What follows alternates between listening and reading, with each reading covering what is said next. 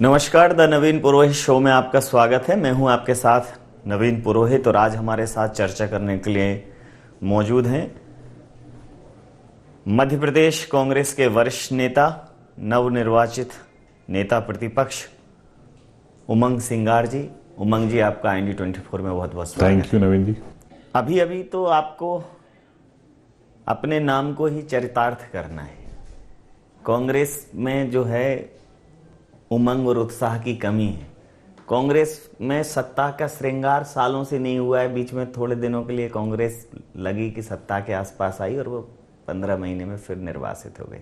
तो बहुत बड़ी चुनौती है आपके कांधों पर, कैसे पूरी करें? देखिए, मैं समझता हूं कि जवाबदारी चाहे छोटी हो बड़ी हो, चुनौतियां लेके आती है। तो उन चुनौतियों को हम दोनों स्वीकार करते हैं और कांग्रेस के कार्यकर्ताओं को तो मैं यही कहना चाहता हूं, विधायकों को भी, कि हर विधायक नेता प्रतिपक्ष है और हर कांग्रेस का कार्यकर्ता प्रदेश अध्यक्ष है। निश्चित तौर से हौसला अफजाई की जरूरत है।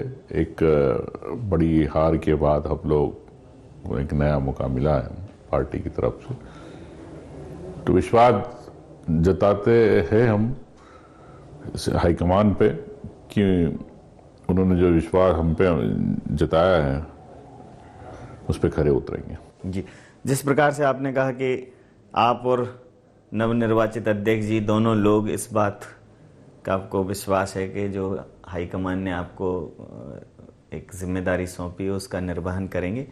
पहली जिम्मेदारी तो आपको जनता की आवाज़ बनने की है। चूँकि आप लीडर ऑफ अपोजिशन हैं, नेता प्रतिपक्ष हैं, तो अभी तक ये हुआ है कि सदन में ज़्यादातर समय चर्चाएं ज़्यादा नहीं हुई हैं, प्रश्न ज़्यादा नहीं उठ पाए हैं। सदन बड़ा सीमित समय के लिए चला है। तो जो आपके कांग्रेस के जो विधायक हैं वो अपनी बात रख पाएँ, आप सरकार से सवाल पूछ पाओ, सरकार को जनहित के कामों के लिए आप बाध्य कर पाओ, उसके लिए क्या सोचा है आपने? नवीन जी, आपने पिछले 3-4 दिन का सत्र देखा। उस सत्र में सभी को मौका मिला चर्चा का, राज्यपाल के अभिभाषण में बात करने का, और मैं सोच सकता हूं कि पुरानी बातें अपनी जगह हैं। एक नया दिन है, नया सवेरा है, और आपको एक, चूंकि सत्ता पक्ष के कुछ नेता है वो भी चाहते हैं कि सदन चले, तो मैं भी तो इसी पक्ष में रहता हूं, सदन चले और एक सार्थक बहस हो, चर्चा हो, और इस प्रदेश के लिए दोनों दल मिलके काम करें, ऐसा सोचना है। अब भारतीय जनता पार्टी कितने कायम रहती है अपने संकल्प पत्र को लेके, वादों को लेके, जनता की मांगों को लेके तात्कालिक। जैसे आज राज्यपाल के अभिभाषण पर जिस प्रकार से मुख्यमंत्री जी ने कहा, बात करी, तो अभिभाषण पर चर्चा ही नहीं करना चाह रहे थे। अब वो अलग ही मूड में थे, इतिहास बता रहे थे उज्जैन का, तो हमें तो लग रहा था कि इतिहासकार की किसी क्लास में बैठे हम लोग स्टूडेंट के रूप में। चूंकि सदन है और जनता चुन के भेजती है पक्ष विपक्ष के सब विधायकों को, वो अपेक्षा करती है कि उनके क्षेत्र की समस्या हो या जो तात्कालिक समस्या उसका निराकरण हो। आज प्रदेश के अंदर खाद की समस्या है, आज प्रदेश में युवाओं को नौकरी नहीं मिल रही, उसकी समस्या है, बैकलॉग की भर्ती नहीं हो रही, उसकी समस्या है, किसानों को 12 घंटे बिजली नहीं मिल रही, वो समस्या है, लाडली बहना जिस नाम पे इन्होंने चुनाव लड़ा, लाडली बहना कहीं ना कहीं मामा के साथ जाती हुई दिखी। तो स्वाभाविक है लड़ना चाहते, और इन्हें याद दिलाएंगे जिस पे आपने 5 साल आपने सरकार बनाई, 5 साल के लिए जिन वादों से, वो वादे जनता के पूरे हो। जी, एक राजनीतिक विरासत भी आप जो है उसका भी संवहन करते हैं। माननीय जमुना देवी जी का नाम मध्य प्रदेश के पटल पर बहुत ही तेज तर्रार और जनहित की आवाज़ उठाने वाले नेताओं में शुमार होता है। और कहीं ना कहीं गंदवानी की जनता वही तारतम्य, वही तादाद में आपसे जुड़े हुए बहुत लंबे समय से। तो गंदवानी से निकली हुई लोकतंत्र की ये गंध, ये खुशबू पूरे मध्य प्रदेश को तिरोहित करेगी। श्योपुर से लेकर शहडोल तक कांग्रेस दिखेगी एक सूत्र में। अभी तक तो जो आपने कहा बीती ताय बिसार दे आगे सुध लो, लेकिन बीती बातें याद आ जाती हैं। क्षत्रपों में बटी हुई कांग्रेस, खेमों में बटी हुई कांग्रेस, और पिछले दिनों में तो आपने एक खेमा टूटता हुआ भी देखा, ज्योतिरादित्य सिंधिया जी भी गए। तो अब ये जो युवाओं की कांग्रेस है, इसको क्या ये माने कि ये कांग्रेस का एक तरह से नया संस्करण होगा? स्वाभाविक रूप से देखिए, मैं संगठन का व्यक्ति हूँ और इतने सालों से काम कर रहा हूँ, तो मैं की बजाय हम में जीने में विश्वास रखता हूँ।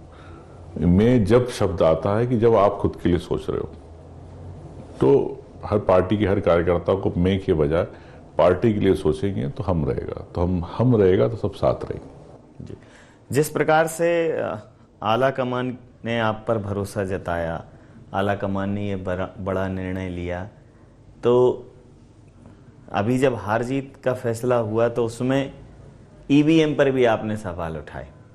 सवाल ईवीएम पर था तो संगठन में बदलाव हुआ, तो ईवीएम के साथ साथ संगठन में भी कहीं संशय था? देखिए, एक मेरा ऐसा सोचना है नवीन जी कि कोई भी घटना का एक कारण नहीं होता, कई कारण होते हैं। हम हमारे घोषणा पत्र या वादों को हम सही तरीके से नीचे तक नहीं पहुंचा पाए, ये भी एक कारण है। कुछ ना कुछ कोई संवाद की कमी रही, लेकिन प्रयास किए और भी इसके कारण है। उसमें से एक मैं ईवीएम को इसलिए कहना चाहता हूं कि भारतीय जनता पार्टी क्यों ईवीएम पे कराना चाहती? जब पूरे विश्व के अंदर ईवीएम बंद हो गई, अमेरिका बंद हो गई, कनाडा बंद हो गई, तो आप क्यों चाहते हो? क्यों आप जो मतदाता है उसका वोट उसको पता रहे, वो ऐसा सिस्टम क्यों नहीं बनाते? ठीक है, अगर पहले बैलेट था तो बैलेट के अंदर वो अपने हाथ से उस पर सील करता था, डालता था, तो उसको मालूम रहता है मैंने वोट कहाँ दिया।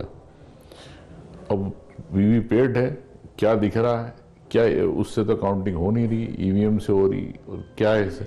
लेकिन आपको एक स्पष्ट कहना चाहता हूं कि हिंदुस्तान के किसी भी राज्य का आप उठा ले विधानसभा का परिणाम, सामान्यतः पोस्टल बैलेट का जो रुझान होता है उसी की सरकार बनती है। तो हमारे मध्य प्रदेश में 196-190 सीटों पर रुझान कांग्रेस के पक्ष में था, पोस्टल बैलेट में। तो ये ईवीएम का जनादेश है, जनता का जनादेश नहीं है भाजपा का। क्योंकि कई चीजें मैं तो आपको उदाहरण दूं कि 8:30-9 बजे करीब इलेक्शन कमीशन चुनाव आयोग बोल रहा है कि कांग्रेस आगे चल रही है। 9:15 पे बीडी शर्मा जी मिठाई बांट रहे हैं कि हमारी तो 150 सीटें ऊपर आई। इसका मतलब है कि 9 बजे जब शुरुआत गिनती चालू हुई, उसके पहले आप परिणाम बता रहे हो।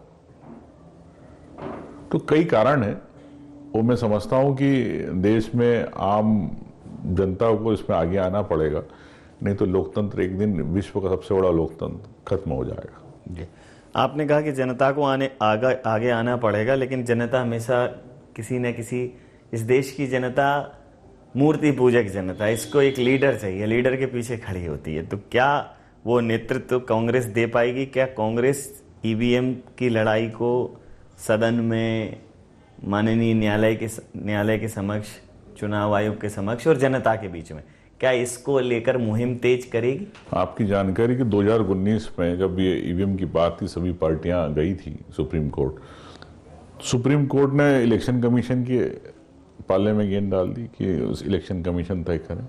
इलेक्शन कमीशन ने मना कर दिया। तो कई चीजें हैं, कोर्ट में कई पिटिशंस भी चल रही है। अब अलग बात है माननीय न्यायालय कब निर्णय करते हैं, लेकिन कुछ निर्णयों के लिए, कुछ बदलाव के लिए क्रांति लाना पड़ती है, और जमीन पे सड़क से ही आती है। बिल्कुल ठीक कहा।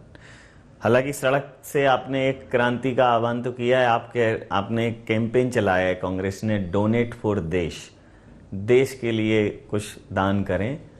तो आरोप लगाए जा रहे हैं कि देश के नाम पर कांग्रेस अपनी खजाना भरने के लिए देश का नाम, डोनेट फॉर देश, संविधान बचाओ। क्या कांग्रेस ही लोकतंत्र बचाओ, संविधान बचाओ और देश बचाओ? कांग्रेस अपने को बचाने के लिए इन सब बहानों का सहारा ले रही है। नवीन जी देखिए, तो भाजपा का प्रोपेगेंडा है। अगर किसी को सहयोग राशि देना है, सहयोग करना है, तो क्या बुरी बात। हम इलेक्ट्रॉल बॉन्ड भरा के चोरी से पीछे से पैसे तो नहीं ले रहे। जिनने अपने मनमोहन सिंह ने इलेक्ट्रॉल बॉन्ड पे बैन लगा दिया था कि राजनीतिक दलों को इलेक्ट्रल बॉन्ड की तरफ से, उसमें डिक्लेरेशन देना पड़ेगा किसका पैसा है, कहाँ से आया। वो क्यों गोपनीय कर दिया गया? किसी के भी पैसे को आप कहीं भी इलेक्ट्रल बॉन्ड मर के आप दे दो राजनीति। तो ये तो भाजपा ने किया ना। तो भाजपा काले धन को सफेद कैसे कर रही है, इससे बड़ा उदाहरण नहीं हो सकता। जी, तो मध्य प्रदेश में अभी लोकसभा चुनाव हैं और विधानसभा में करारी हार मिली है। पिछली बार आप विधानसभा में जीते थे, लेकिन लोकसभा में करारी हार मिली थी। 28 सीटें आपने लूज की थी यहाँ से। तो क्या इस बार इस युवा नेतृत्व का, युवा जोड़ी का असर 2024 के लोकसभा चुनावों में देखने को मिलेगा कि वो 29 सीटें जीतने का दावा कर रहे हैं कि क्लीन स्वीप कर देंगे? देखिए, भाजपा के दावे हैं, उन दावों पे मैं क्या कह सकता हूं, लेकिन इतना है कि पार्टी संगठन हमें मजबूत करना है, एक लीडरशिप खड़ी करना है, पार्टी कार्यकर्ताओं को हौसला अफजाई, चुनौतियां हैं, उस चुनौतियों के साथ लोकसभा लड़ेंगे और अच्छे परिणाम आएंगे, ऐसे मैं आशा करता हूं। जी, जिस प्रकार से अभी तक कांग्रेस में एक शत्रपवाद की राजनीति रही है, कुछ टिकट इनके हैं, कुछ टिकट उनके हैं, ये इसका फायदा हमेशा भारतीय जनता पार्टी को मिला है। इस बार आप लोगों ने ये भी कहा कि भाई वरिष्ठों का मार्गदर्शन रहेगा, उनको कभी कोई दरकिनार करने वाली बात नहीं आई सामने, लेकिन टिकट वितरण को लेकर हमेशा कांग्रेस पर प्रश्न चिन्ह रहा है। इस बार क्या वाकई में लोकसभा के टिकट वितरण में ये मंशा और ये संदेश स्पष्ट रहेगा कि एक कर्मठ कार्यकर्ता को टिकट मिलेगा और उसको जो कांग्रेस के लिए अच्छे से लड़ सके? देखिए, पार्टी ने इस बार तय किया है कि सोच विचार की रणनीति के तहत अच्छे लोगों को टिकट दिया जाएगा, उसको गंभीर है पार्टी। सामान्यतः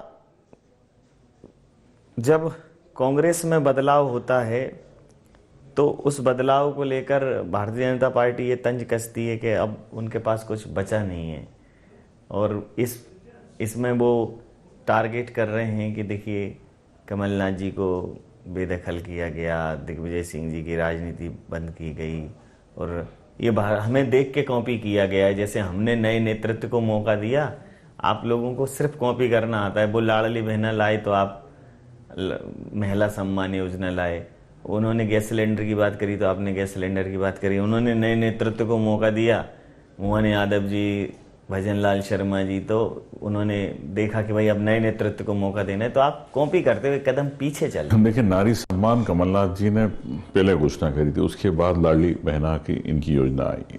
दूसरी बात सिलेंडर की बात है, तो ये तो मोदी जी ने 2019 में करा था कि उज्ज्वला योजना लाए थे, सबको सिलेंडर दिए थे, मुफ्त चूल्हे दिए थे।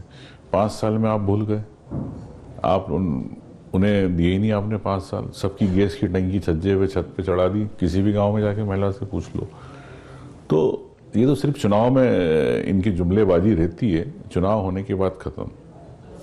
जी, तो अब जब आपने इतनी अच्छी योजना लाई, आपने कहा कि हम 100 रुपये में 100 यूनिट बिजली देंगे, 500 रुपये में गैस सिलेंडर देंगे, महिला सम्मान योजना में 1500 रुपये देंगे, क्या कारण रहा कि आपकी बात को अनसुना कर दी? देखिए, मैं आपसे वही कहना चाह रहा हूँ कि कहीं ना कहीं हमारी घोषणाओं को, वादों को जमीन तक, आम व्यक्ति तक शायद नहीं पहुँचा पाए। एक ये भी एक कमी रही है। तो ऐसे कई बात है जो जिस पे पार्टी मंथन कर रही है, चिंतन अपने CWC स्तर पर, तो अब सामने आएगी बात। नहीं, अभी ये जो स्वाभाविक बात थी, ये अस्वाभाविक बात घटित नहीं हुई, होना ही चाहिए था। कांग्रेस को वो आवाज उठानी चाहिए थी। तो क्या उमंग श्रृंगार जी के नेतृत्व में सदन से लेके और जीतू पटवारी जी के नेतृत्व में सदन से लेके सड़क तक, जहां जरूरत पड़ेगी हम लोग सड़क तक भी जाने के लिए तैयार रहेंगे और जेल जाने के लिए भी तैयार रहेंगे। एक देखिए, आप चूंकि आदिवासी समाज से आते हैं, उसके बड़े नेताएं नेतृत्व करते हैं, लेकिन कांग्रेस में हमेशा इस लीडरशिप को महत्व भी मिला है। लेकिन भारतीय जनता पार्टी ने आदिवासी समाज के वोट बैंक को अपनी तरफ फेवर करने के लिए तमाम बड़ी जगहों के नाम आदिवासी समाज के महापुरुषों के नाम पर रखे, जनजाति गौरव दिवस, इस प्रकार के बड़े आयोजन रखे, और वो ये कहते हैं कि कांग्रेस ने आदिवासी समाज को सिर्फ और सिर्फ अपने वोट बैंक के लिए इस्तेमाल किया है और इस बार उन्हें अच्छा रिस्पांस भी मिला। अगर आप 18 और अभी के सीटों का आकलन करें तो पिछली बार से बहुत बेहतर स्थिति में भारतीय जनता पार्टी थी। तो आदिवासी समाज को वापस से कांग्रेस से जोड़ने के लिए और ये समझाने के लिए कि कांग्रेस आपके लिए ज़्यादा बेहतर है, और इस बीच में कई संगठन भी आदिवासी समाज के पैदा हो गए हैं क्योंकि वो समझ नहीं पा रहे हैं कि कौन उनका सच्चा हितैषी है। तो सबसे पहले तो आप जिस वर्ग से आते हैं उस वर्ग की एक बड़ी उपस्थिति इस प्रदेश में, तो उसको कांग्रेस से जोड़ने के लिए और उसको उसका वाजिब हक और सम्मान दिलाने के लिए भी काम करेंगे आप? देखिए, आदिवासी समाज तो है ही, लेकिन मैं समझता हूँ कि हर समाज, चाहे ओबीसी हो, चाहे सामान्य हो, चाहे एससी हो, चाहे आदिवासी समाज हो, सबको लेके हम लोग कांग्रेस एक योजना बनाएगी। उस रणनीति के तहत सभी समाज को हम एक जाजम पे लाके भविष्य में कांग्रेस को लाने के लिए प्रयास करेंगे। जी, आप कांग्रेस का एक एजेंडा था जातिगत जनगणना, जातिगत जनगणना। तो आप अगर मध्य प्रदेश के रिजल्ट्स की बात करें तो देखिए, आप ठाकुरों के बड़े नेता जाने जाते हैं डॉक्टर गोविंद सिंह, बड़ा वोट बैंक है उस विधानसभा में ठाकुरों का, वो हारे। ब्राह्मणों के नेता हैं बड़े नरोत्तम मिश्रा जी, वहाँ बड़ा ब्राह्मणों का वोट बैंक है उस क्षेत्र में, वो हारे। फग्गन सिंह कुलस्ते आदिवासी नेता हैं, जहाँ आते हैं वहाँ आदिवासियों का बड़ा वोट बैंक है, वो हारे। आपके लाल सिंह आर्य जी अनुसूचित ओबीसी मोर्चा के राष्ट्रीय अध्यक्ष थे और जिस जगह से लड़ रहे थे वहाँ पिछड़ा वर्ग का बहुत बड़ा, अनुसूचित जाति वर्ग का बहुत बड़ा वहाँ वोट बैंक है, वो हारे।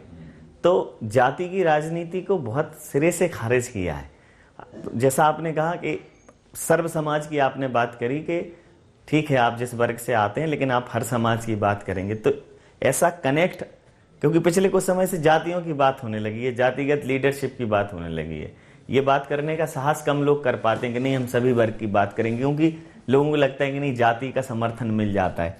तो सर्व वर्ग की बात करके आप कांग्रेस की बात को उन सब तक पहुंचाने में कामयाब हो पाएंगे?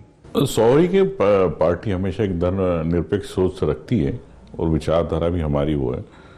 और हम समझते हैं कि अभी चूंकि सभी समाज के लोग और सभी अपना अपना प्रतिनिधित्व रखते हैं, हर समाज की अपनी एक सोच होती है, लेकिन एक कांग्रेस पार्टी जो उसको एक मंच पे लाती है।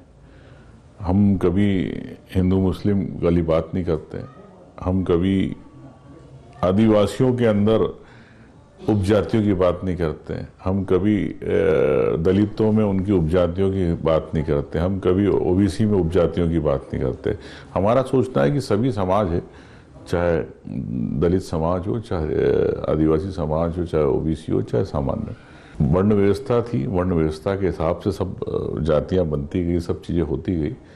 लेकिन मैं इस बात को मानता हूँ कि एक इंसानियत कोई भी समाज का हो, उसमें हर इंसान में इंसानियत होती है। और जब हम समाज सेवा कर रहे हैं तो उसके अंदर कोई धर्म नहीं होता। चाहे तालाब बनाने में तो बोलता हूँ, गांव में एक बात हमेशा कहीं भी जाता हूँ कि हर बात पर राजनीति की जाती है विकास कार्यों को लेकर। मेरा सोचना है कि 5 साल में 15 दिन आपके राजनीति के होते हैं, साम दाम दंड भेद के जो भी होते हैं, तो चुनाव के समय होता है। लेकिन आप जब 5 साल काम करते हो, तालाब लाए, सड़क लाया, बिजली लाया, अस्पताल लाया, तो सेवा है। मैं तो यहाँ तक कहता हूँ कि अगर कांग्रेस ने सड़क बनाई तो क्या बीजेपी वाले नहीं चलेंगे उस सड़क पे? ठीक है। और बीजेपी वालों ने अगर कोई पानी की लाइन डाली तो क्या कांग्रेसी पानी नहीं पिएंगे? तो मैं तो ये स्पष्ट कहता हूँ कि मेरी सोच भी, विचार भी है कि विकास के लिए पार्टी छोड़ के सिर्फ एक जाजम पर बैठकर अपने गांव के विकास की बात करना चाहिए। ऐसी मेरी सोच है और इसी सोच से मैं काम करता हूँ। जी, आपकी ये सोच अभी उसमें भी दिखी सदन में, जिस प्रकार से सदन के अध्यक्ष का जब निर्वाचन हुआ तो आपने समर्थन दिया, और ये परंपरा पिछली बार टूटी थी, नहीं तो आपसी सहमति से होता था। तो ये एक लोकतांत्रिक सौजन्यता जो आपने दिखाई, तो आपने अपने लिए उपाध्यक्ष की भी मांग की, तो ये सौजन्यता दिखाने के पीछे का क्या मकसद था? क्योंकि एक कड़वाहट पैदा हो चुकी थी उसके पहले।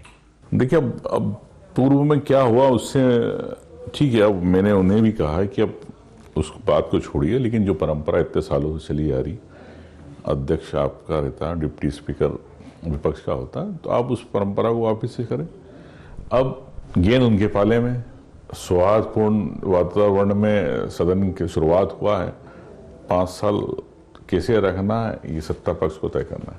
मतलब कांग्रेस की मेंटेलिटी बड़ी क्लियर है कि जैसे ही कुछ होता है तो वो तय कर लेते हैं कि 5 साल।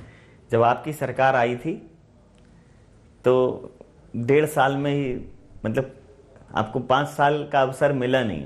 जो हुआ कभी भूतो न भविष्यति वैसा होगा नहीं, इतने लोग चले गए। तो आप बड़ा क्लियर रखते हैं कि नहीं ठीक है 5 साल। आपको नहीं लगता कि जोड़ तोड़ करनी चाहिए राजनीति में वर्तमान समय में? देखिए, जो राजनीति में अपने पद के लिए भूखे होते हैं, जो उनको लालसा रहती है, तो वो लोग जोड़ तोड़ करते हैं।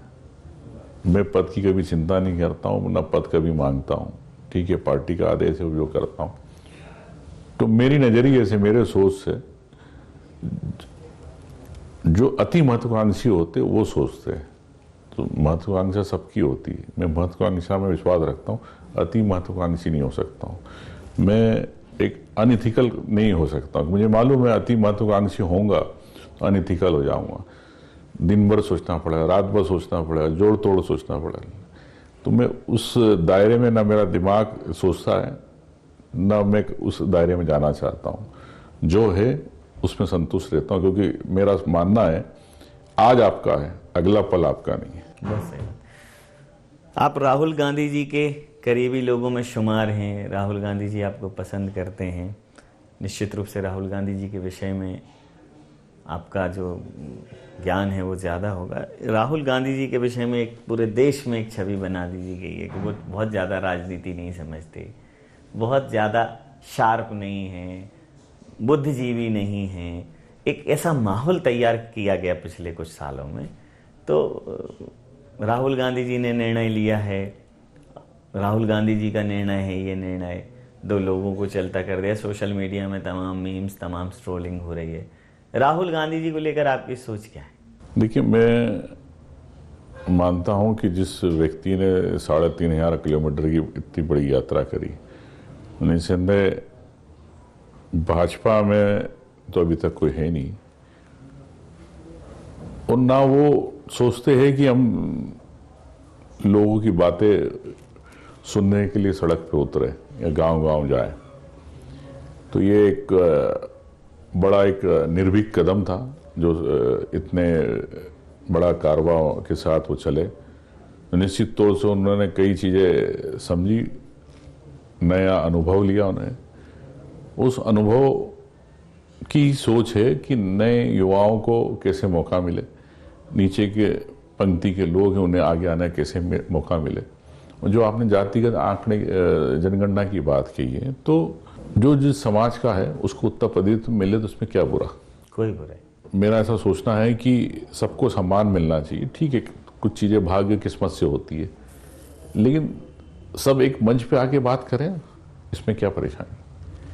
हिंदुस्तान में हम हिंदू मुस्लिम की बात करते तो किसी को देश से बाहर तो कर नहीं सकते हम। तो सबको साथ रखना है, सबको साथ रहना है।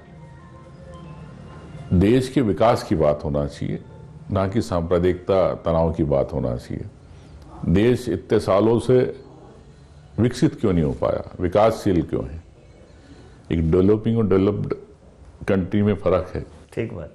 तो मैं समझता हूं कि देश में जब से नीतियां, जब से मोदी जी आए हैं, हमें ठीक है नए सपने दिखा रहे हैं, लेकिन क्योंकि डीजल पेट्रोल के भाव कम नहीं हुए। कांग्रेस ने सब्सिडी दी, 70-80 रुपए मिलता था, तो इसमें गलती क्या? आम जनता को अगर कम भाव में अगर डीजल पेट्रोल उपलब्ध कराए तो क्या बुरा? आप चाहते हो कि विदेश की बड़ी कंपनियों को, बड़े देशों को फायदा हो, तो क्यों चाहते हो? क्या इसका मतलब कि बाहर के लोग कंट्रोल कर रहे हैं देश को? जब आप 20 लाख करोड़ का रिएक्टर, न्यूक्लियर रिएक्टर के आप पावर के लिए मनमोहन सिंह जी ने जब मना कर दिया कि नए रिएक्टर दे अमेरिका को, तो आपने पुराने रिएक्टर के लिए जब 2014 में प्रधानमंत्री बने फाइल साइन करी। आपने जापान को 5 लाख करोड़ की ट्रेन का ऑर्डर दिया, स्पीड ट्रेन का। आपने इजराइल को दिया, आपने सबमरीन के 20 लाख करोड़ के ऑर्डर दिए। आपने 25,000 करोड़ का गंगा सफाई का आपने करा। आप भी समझ सकते गंगा सफाई नहीं हुई। तो बाहर के देशों को आप इतना फायदा क्यों पहुंचाना चाहते हो? क्या सरकार बाहर से चल रही है? हम जानते हैं कि हमारा देश विश्व का सबसे बड़ा एक यहाँ पर कंज्यूमर प्लेटफॉर्म है, उपभोक्ता जो है सबसे ज्यादा, लेकिन विकसित कब होगा, आत्मनिर्भर कब होगा, इन्हीं की बात पे मैं आता हूँ। स्टार्टअप इतने सारे इन्होंने खोले पूरे युवाओं को, पूरे देश में।